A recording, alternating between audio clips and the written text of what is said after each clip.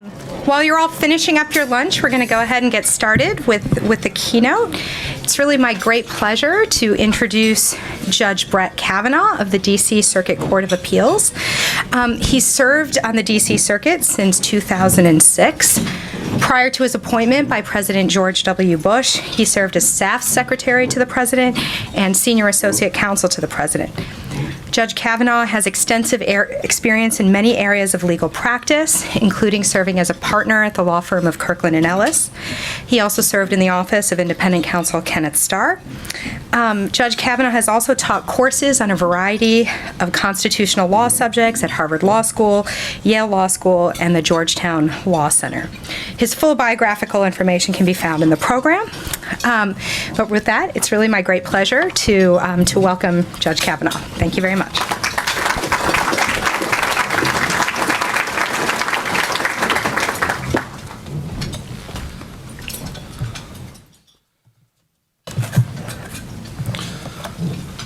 Thank you, Professor Rao, and congratulations on organizing this stellar conference here at the soon-to-be Antonin Scalia Law School.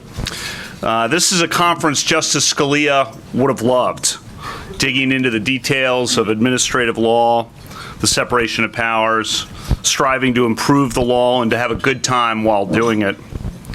I'm delighted to be here today and to offer some brief remarks about Justice Scalia.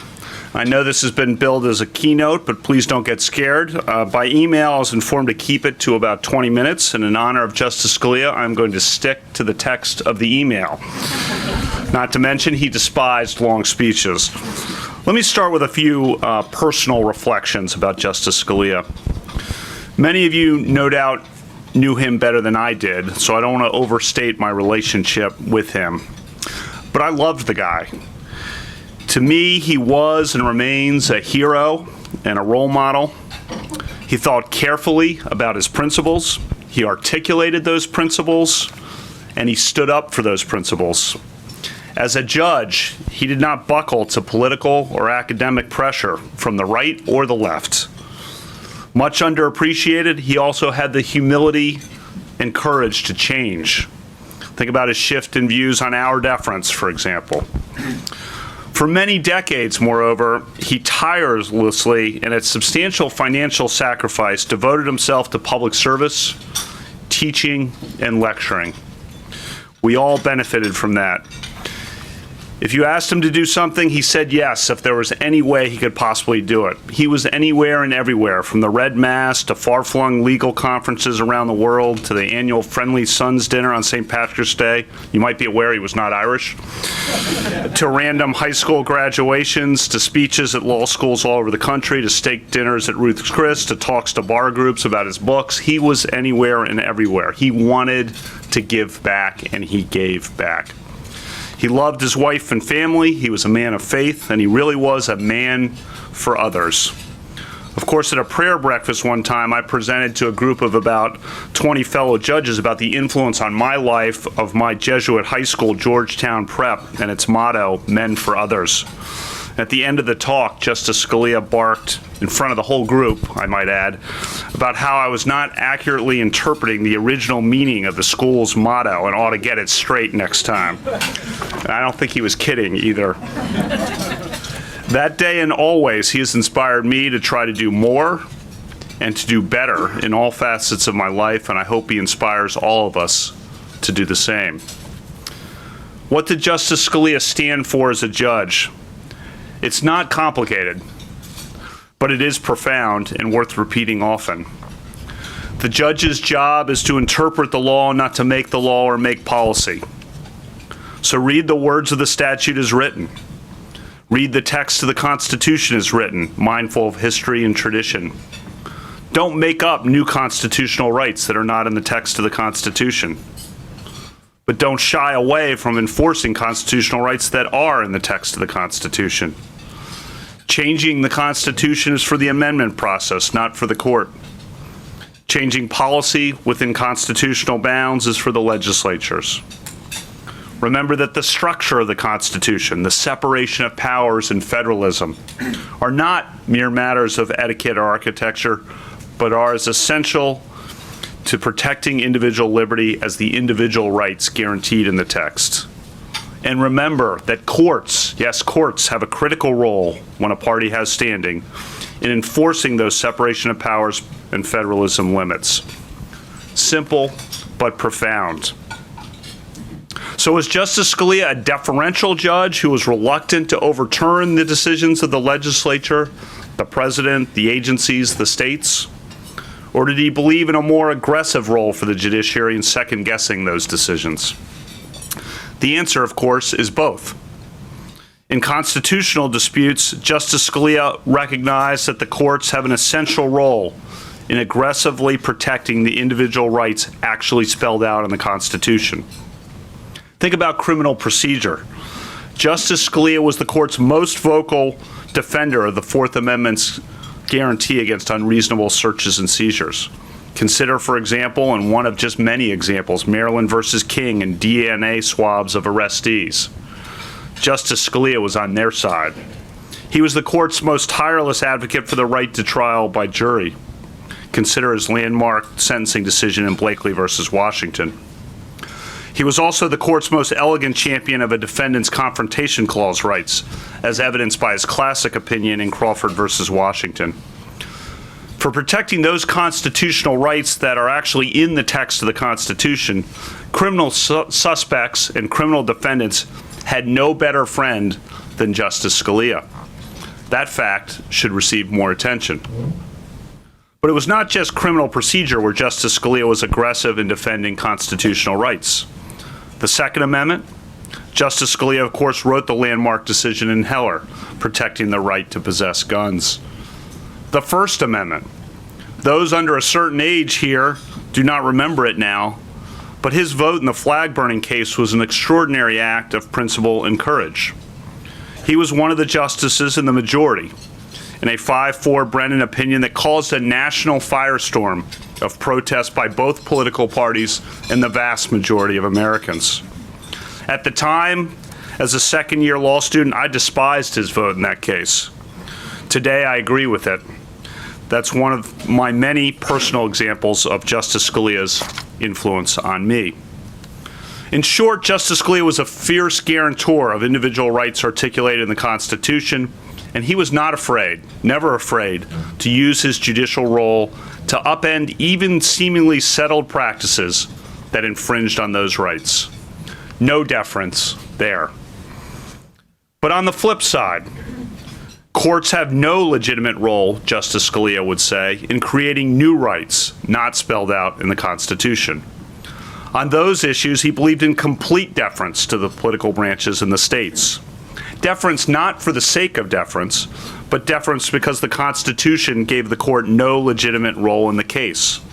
Think about his dissents in Casey on abortion, and Obergefell on same-sex marriage, his opinions on the constitutionality of the death penalty in response to the abolitionist positions articulated by some of his fellow justices over the years. For Justice Scalia, it was not the court's job to improve on or update the Constitution to create new rights. That is the job of the people through the amendment process or the legislatures to the extent permissible. So courts should defer to those bodies, he said, and defer completely. Put simply, he was deferential when the Constitution and statutes called for deference. He was not deferential when they did not. Justice Scalia was an apostle of restraint and apostle of engagement. He believed in the passive virtues, but he also believed in the active virtues. He understood that the role of the court was not to defer in all cases, nor to vote for the individual right in all cases. Whether to do so or not depended on the text and history of the constitutional or statutory provision in question. He was fully consistent on that score. What will Justice Scalia's continuing impact be? On rare occasions, people who have a major impact on society in their lifetimes have equal or even greater impacts after they pass away. In my view, Justice Scalia will be one of those rare people. To begin with, he will have an enormous continuing impact on statutory interpretation and administrative law. It is my belief, and frankly also my hope, that he has changed statutory interpretation forever. I have an article coming out in the Harvard Law Review next week that will spell out what I think are some of the important next steps in statutory interpretation. I hope you will read it. Let me know what you think. But make no mistake, as Justice Kagan recently stated, we are all textualists now. That is the baseline today, and it is a baseline derived from Justice Scalia's ideas and decisions. What about his continuing impact on constitutional law? Well, there too, I believe his decisions will continue to influence the development of the law. And in thinking about his continuing impact, an interesting and important exercise for all of us is to think about which Scalia dissents will someday become the law of the land. Can you name some? Which do you want to become the law of the land? Which do you fear will become the law of the land? Just to get the juices flowing, I'm going to throw caution to the wind and give 3 predictions of my own. These are not necessarily my wants nor my fears, just my predictions. In all 3 cases, I would note, the majority deferred to the Congress or to the President or the agency. In all 3 cases, Justice Scalia came down on the side of individual rights. And in all 3 cases, I believe his views will one day be the law of the land. Maybe soon, or maybe not soon at all. Maybe well into the future, but someday. First, I believe Justice Scalia never wrote a better opinion than his dissent in Morrison v. Olson. That decision upheld the unelected and unaccountable independent counsel, a prosecutor appointed by the courts and supervised by no one and removable by no one except for cause. That wolf came as a wolf, Justice Scalia famously said. And he alone had the bold courage to say that this goo-goo post-Watergate reform was a constitutional travesty. As Justice Kagan recently stated, it is one of the greatest dissents ever written. She added that it gets better every day. I'm not sure what she meant by that, but it sounds good to me. It is so rich in pungent analysis. He who lives by the Ipsy-Dixit dies by the Ipsy-Dixit, but one must grieve for the Constitution. If to describe this case is not to decide it, the concept of a government of separate and coordinate powers no longer has meaning. Article 2 does not give the President some of the executive power, but all of the executive power. He said that the court's statement that the Attorney General's power to remove the independent counsel for good cause gives the Attorney General sufficient control over the independent counsel is, quote, somewhat like referring to shackles as an effective means of locomotion. In one of my favorites, he stated the fairness of a process must be adjudged on the basis of what it permits to happen, not what it produced in a particular case. In considering Morrison, it's really important to understand, why did Justice Scalia care so much? Why did he care so much? He cared because he, more than any justice in American history, in my view, understood the deep link between the structure of the Constitution and individual liberty. When you go home tonight, take a few moments and read the concluding paragraphs of his dissent, starting with Part 5. And remember these words, because they explain why he cared.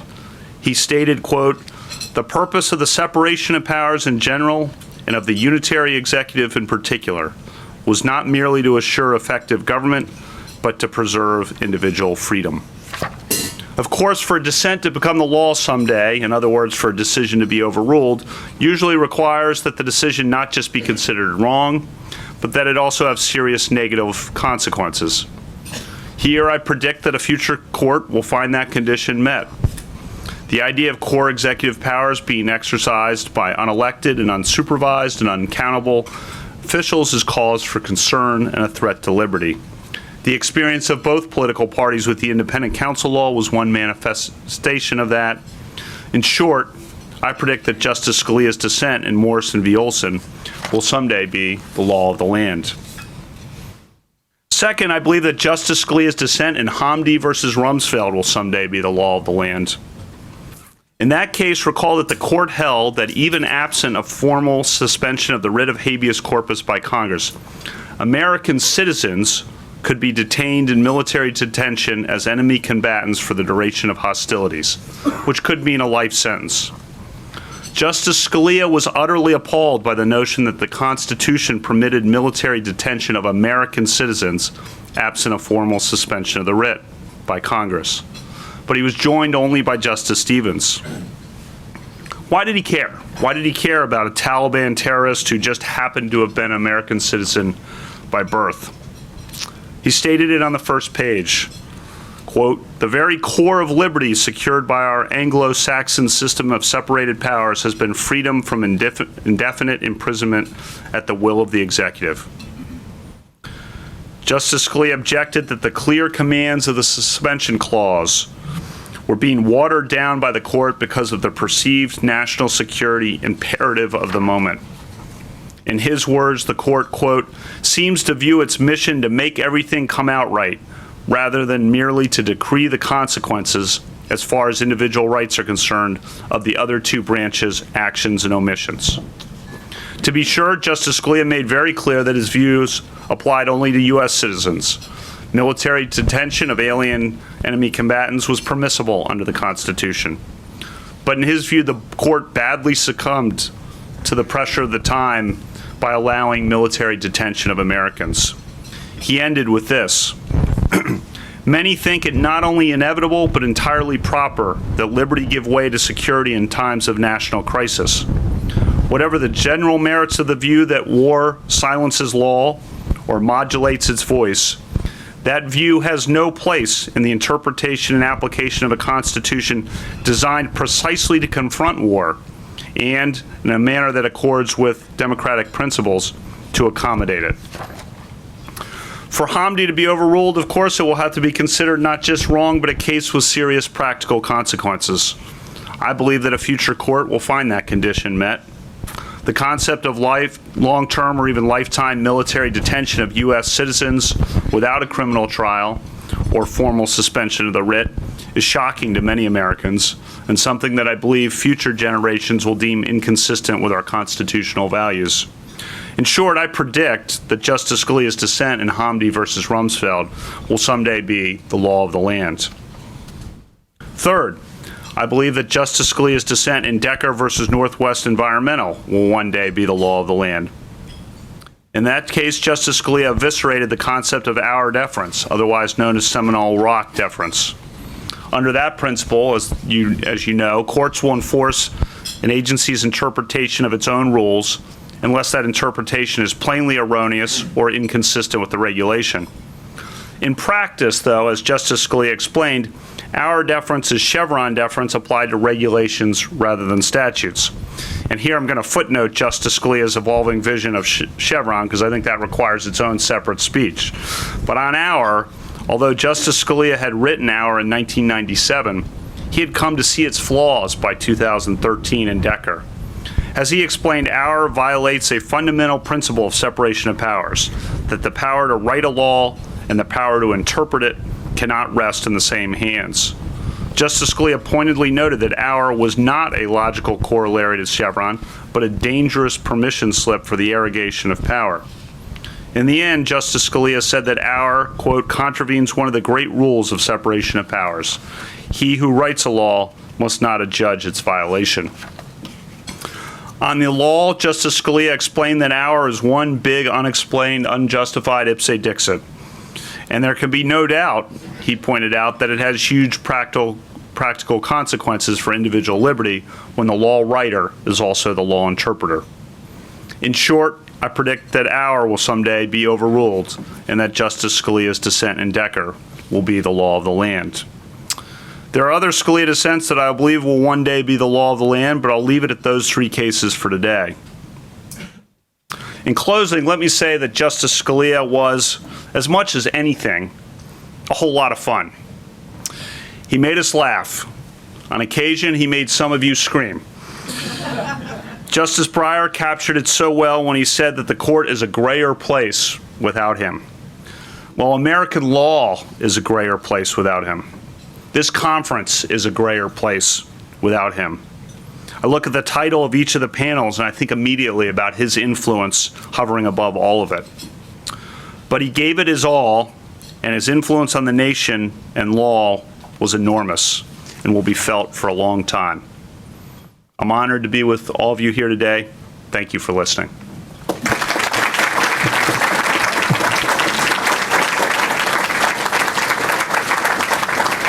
Professor Rao tells me that there's time for questions. I'm happy to dodge as many as I can.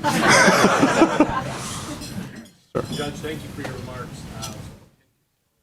Yes, sir. Thank you. How much? Let's look ahead and then jump back. So let's say any or all of your predictions come true, or others that you didn't talk through maybe on the list. How much will that be affected by the what I'll call unique quality of Justice Scalia's writing, which I think brought a lot more impact to a lot of what he had to tell us? I think he'll be enormously affected by that, because what he was so great at was not just having the principles, but articulating them in a compelling way that was accessible to lawyers and judges and people on the street. And he phrased very complicated concepts in such simple and evocative terms. That wolf comes as a wolf. That's just such a great line to capture what happened with that statute. His ability to write clearly. People talk about dissents. What are you writing a dissent for? Justice Ginsburg's talked about this. What are you writing a dissent for? On the Supreme Court, at least. Probably different on a lower court like I'm on. But on the Supreme Court, you're writing for the future. You're writing to convince people of what the right answer should be, but you're also writing for the future. And I think his approach to how he articulated his principles is so compelling that I think future generations will look approvingly on many of the things he said. Look at the independent counsel law, just as an example. People who are not of a sufficient age won't know, but there was huge pressure to uphold that law. That was considered a critical reform. It was considered outlandish to say, oh, this new law, which is such a necessary good government reform, is somehow unconstitutional. He was really out on a limb, frankly, when he did that. That's probably why he was alone. But just 15 years later, everyone agreed with him, it seemed. And they agreed with him because of the way he articulated the vision and because people had seen the practical consequences. He predicted those practical consequences. Again, he more than anyone saw the link between structure and liberty. He predicted it right in Part 5 of the opinion. It, like a movie script, unfolded as he predicted, and lo and behold, people agreed with him. And I think that's such a credit to him in terms of his writing ability. But I just read all of these opinions again. I just read Hamdi in full again this past week, and that's a very compelling opinion. It's a very compelling opinion. Some dissent, not many people can write like that. In fact, no one can write like that. And I think that is part of his influence and part of the reason why those opinions that I mentioned, and it might be 5 years from now or 55 years from now, I don't know, probably long past I'm gone. But I just think the issues, the structure, the way he wrote means those and other decisions will have stand the test of time. Yes, sir.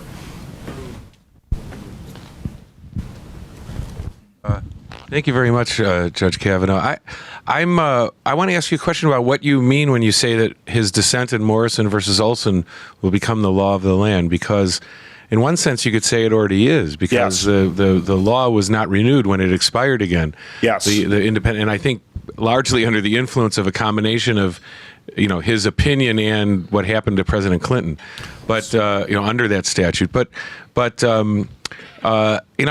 just a little anecdote about when, right after that opinion came out, there was an Association of American Law Schools session of the constitutional law section, and there were hundreds of people in the room, and the person who spoke about Justice Scalia's dissent most eloquently said, remember, he wasn't being formalist at all. He actually was talking about the practical consequences.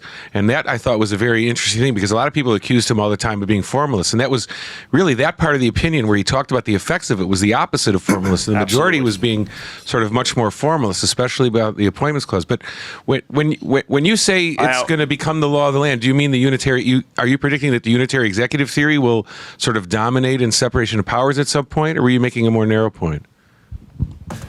couple things there. First, it'll become the law of the land, the constitutional law of the land, not just the independent counsel statute. I don't know that it'll go as far as Humphrey's executor, but being overruled. But as to core executive powers, including the power to prosecute, I think a future court presented with that question will see the wisdom of what he said in that case. Whether it goes broader than that is a different question. But that's what I think when I said I think it'll someday become the law of the land. He did point out the practical consequences, but I disagree with you that he did not do the formal analysis or the formalist approach. He did both. So he went through very carefully the text and history and structure of the provisions of the Constitution and explained them. But then the brilliance of it was he didn't just explain why he was right on the law, which he was, but why this mattered, why we should care. Again, why did he care? He cared because he could see the connections. People didn't see those connections. Oh, it's it's for cause rather than that. Well, so what? People didn't get it. He got it. He explained it in Part 5, and he connected it. But he wasn't relying just on the practical consequences. He was relying on the law and then saying, by ignoring the law, the majority was creating bad practical consequences. Let me point out, too, there's two, this is deep in the weeds now, but this is the right crowd for that.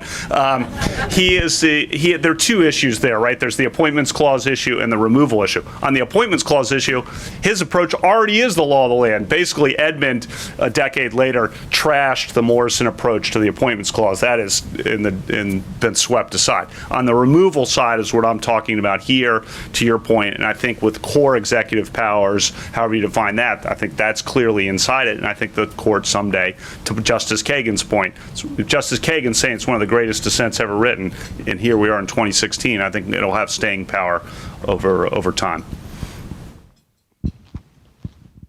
Yes, ma'am. Thank you, Judge Kavanaugh.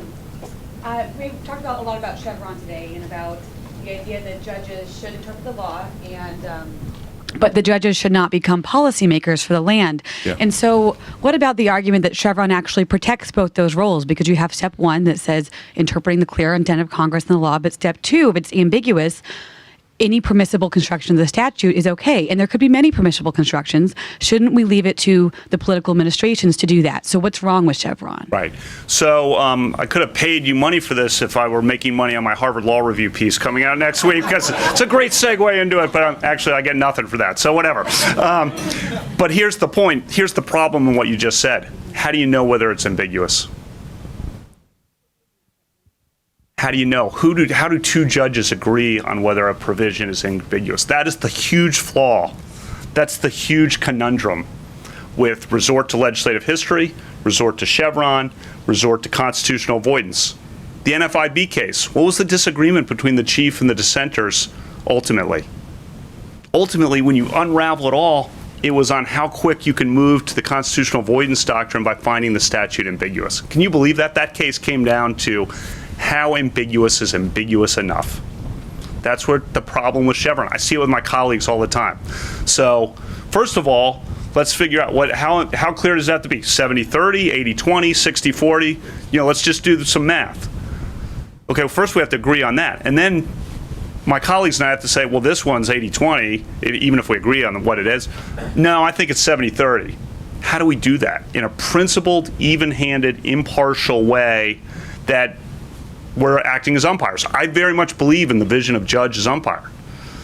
I very much believe in that. But I have a problem trying to consult with colleagues about, I think this is ambiguous, no, I don't. And it's, as Ward Farnsworth said, it's the Ipsy-Dixit. How do you resolve that argument? And the problem with Chevron, I think, right now, a problem, there are other problems I have with how it's been applied, but a problem with it is there isn't, and it's hard even to think about how there can be agreement about when you jump from step 1 to step 2. And that's where the problems are. I'll say it's clear. I mean, who knows, I'm probably deceiving myself, but I think I'm kind of it's got to be 60-40 or something. But I have colleagues who it's like 90-10. It's got to be 90-10, right? If it's not 90-10, forget it. I'm deferring to the agency. I have other colleagues probably 55-45. Like it's, all but de novo. And who's right? And then on a particular case, who's right in thinking that it surmounts whatever the agreed upon level of clarity is? That is a huge problem for the vision of judge as umpire on my court, on the Supreme Court, on NFIB, on resort to legislative history. Oh, when the text is clear, we're not going to resort to legislative history. Yeah, but is it clear or not? Right? And you smuggle in, then on that question of ambiguity, so much is smuggled into that question. This is 10 years of experience now talking. So much is smuggled into that question of ambiguity that is difficult to unpack, because there's no way, I don't think, please tell me if you find it, for two judges from different backgrounds and perspectives, or two judges who are clones, to agree, yes, this is clear enough. And that's a massive problem to the vision of judge as umpire. And so I'm trying to figure out how to fix that. Now, I'm just one guy, though, so I'm not going to be able to fix it, but I'm trying to at least articulate the problem and propose some solutions. But thank you for the question. I think that's Justice Scalia. Keep going on that. I could go on this for a while, but I'll try not to. But Justice Kagan gave the Scalia lecture at Harvard last year. It was great. This is where she said we're all textualists now. And it was really a Q&A with John Manning. They called it a lecture. But anyway, it was good enough. And she was awesome about talking about Justice Scalia's influence. And she was so, as she is, funny and insightful, really interesting. And then someone said, well, how do you figure out how clear is clear? A student asked that. It's one of my former students, by the way. I didn't plant the question, however. It's just a good student. And she said, that's really interesting, because Justice Scalia seems to find clarity more easily than some of the rest of us. But why is that? That actually has nothing to do with being a textualist or not. And she said, it's just something inside of you that you find clarity more easily. And that's, light bulbs. I was already working on this, but light bulbs really went off for me of, that's it. That's it right there in a nutshell, is the source of our problem. Because I would love for judges from different ideological and political backgrounds, left and right, to be able to say, yeah, we both read this statute the same way. That's the goal. But that's the flaw in the goal right now, or the hurdle to the goal. Anyway, I'll go on for another hour on that some other time. This may be giving you an opportunity to go on about the same point. I welcome that. If you're I'm sorry. If Can you tell the Ilias apart?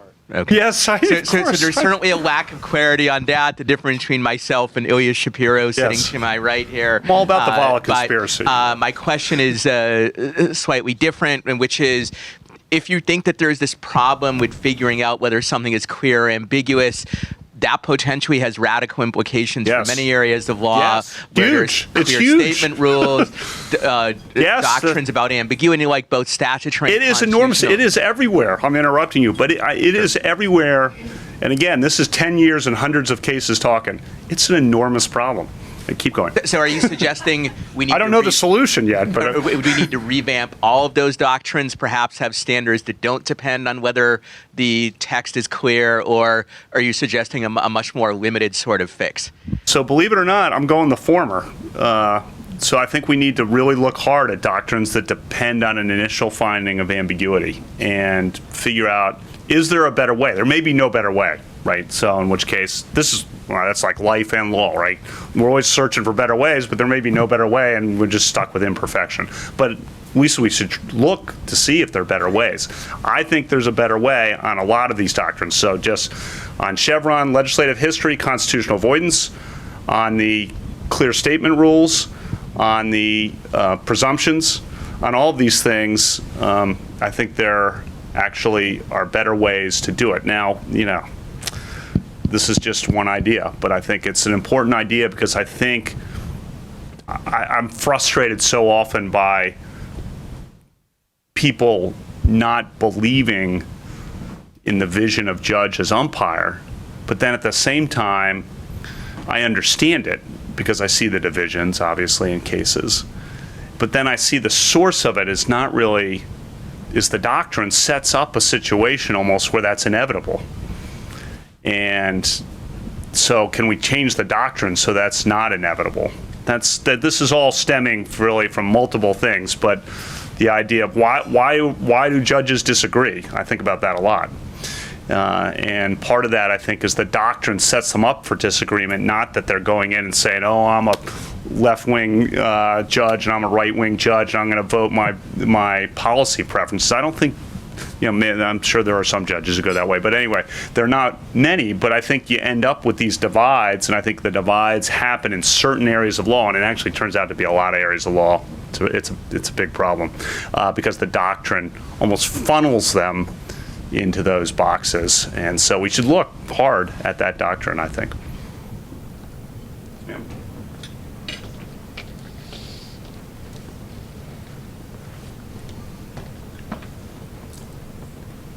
Hello to Ilya over there. I'm Elaine Middleman. Two.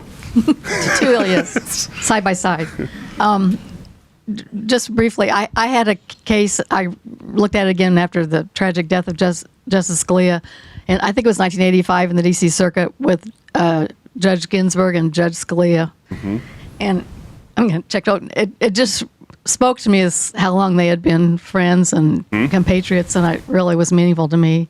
My question is, I'm really glad to hear you focus on Justice Scalia, and everything you said just shows what an individual and free thinker, and he wasn't part of a group, and that's why probably we remember him the best. And I just wanted the contrast between that and the thought that the Supreme Court or any court should try to somehow merge their thoughts together to get some sort of a consensus opinion. And what you were talking about, Justice Scalia, was his dissents. So what if he'd just been one of the gang in the consensus opinions? Where would you be talking? I think dissent's good. I think it's good to work as a collegial court and try to find common ground as well. But there are limits to that, I think. And I think the Chief Justice talks about both aspects of that. Certainly, Justice Scalia talked about both aspects of that. Justice Ginsburg has talked a lot about why she dissents in certain cases, because you're speaking to the future and you think it's really wrong what the majority is doing. So this is a constant tension as well. You are working to try to speak with one voice, but there are important principles. Imagine if Justice Scalia and independent counsel had just said, it's not worth it, I'm just going to go along. Boy, what a loss. Or in Hamdi, if he just said, it's close enough to Kieran, so we'll just go along. And I think it's good to have dissents and dissenters who are willing to articulate the principles. I think there are limits to it, though. It's a balance is the short answer to it. I love the idea of courts working together. I try to be that way on my court, but there are times I dissent a fair amount, and there are times I think it's important to stand up and say why you disagree in the hope that someday people may agree with you or at least understand why you disagreed.